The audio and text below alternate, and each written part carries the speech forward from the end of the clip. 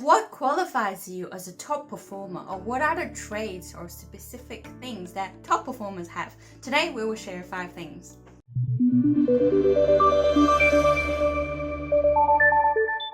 Hi everyone, Jade from Career Journey Professional based in Sydney, helping you to find and land in a career that's aligned with who you are, utilize what you're best at, and you are doing things that really makes you fulfilled. Today we're sharing 5 things that I concluded from my clients who are top performers or ideally are on that recognition ladder, are being recognized as a top performer and very likely will be promoted or getting faster, accelerated on their career path or career ladder, and we will share of them today. Now, the first one is emotional intelligence. This is not only very important for your employer, but also very important for yourself. So there is a video that I made about emotional intelligence or how to enhance your emotional intelligence at workplace. Do have a look at that. In a nutshell, emotional intelligence is not becoming emotionless, but it's very good at facing, dealing, and getting along with your own emotions. That starts with you recognizing your emotions, allowing it to happen, and also being responsible for your feelings, expressing it in a professional and strategic way if you choose to express it in a workplace. So do have a look at that video. But when we're talking about a top performer who has good emotional intelligence, what we're talking about, it's very easy.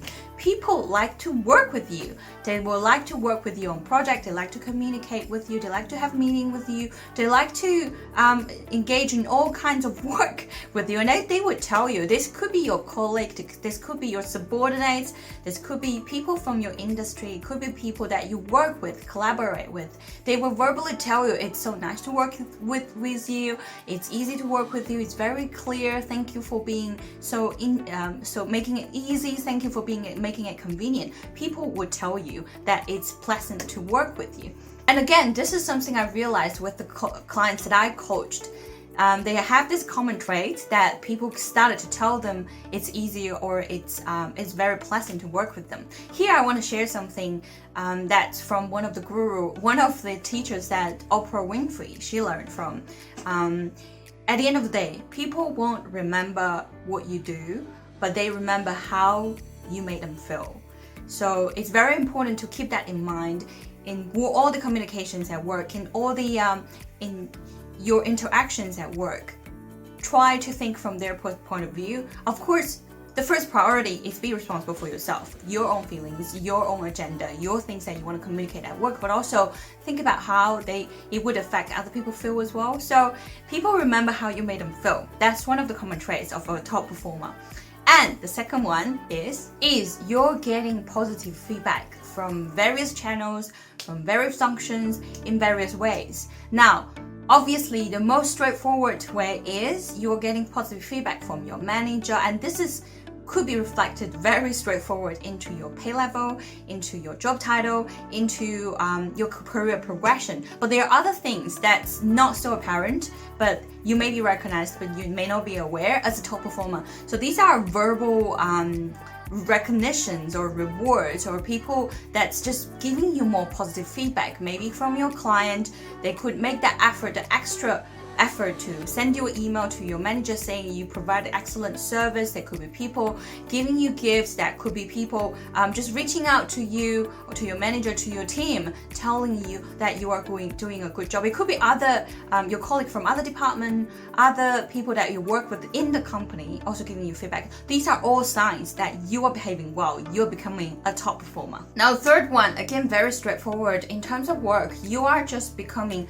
more efficient. You work faster, you work smarter, and you are the one that people often in a particular type of questions or clients or products or services, they would always come to you. It could be your colleague coming to you, it could be your team members coming to you, it could be other people referring all these clients, this kind of clients to you, and your manager assigning you to be solely responsible for certain projects, products, or services. So you are just, it's very obvious. Like one of my clients, she alone, there are 5 people in the team, but she alone handled 60% of the key clients.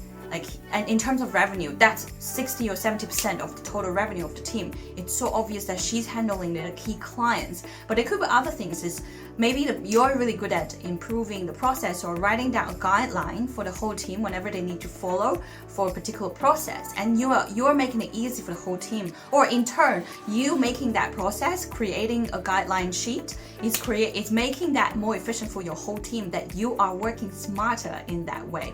And sometimes my clients, and I myself included, sometimes when you're becoming more expert or when you're becoming the go-to person for people who need particular ideas or they need advices or they want to hear from you because you are more efficient at this, sometimes your managers will even start to come to you. They want to hear your opinions. They want to hear your side of the information before they make a final decision. Again, this is really good sign that you are a top performer. Fourth one is you are given the opportunity, or you're exposed to, or you're assigned with new projects, new tasks, or bigger projects, or big projects or services or products or clients at the next level. Maybe it's on a bigger scale, maybe it's key clients, it could be quantity, it could be quality. But it just shows that your manager trusts you. You have demonstrated your competency, your skills, your efficiency from your previous work, that you are obviously stepping up to the next level. You are being assigned a new project, or sometimes it's just at your hand's reach that you're so capable and you can easily be involved in the decision process of who's going to be assigned to what sort of projects or clients or task. This is a really good sign as well. You are a top performer. And the fifth one, the last one, very simple, is you are feeling more confident. It's obvious that you can feel that you're growing, and you can feel that previously you would struggle or stumble across different things, and now you're just so quick and efficient and confident and firm when you respond to certain tasks.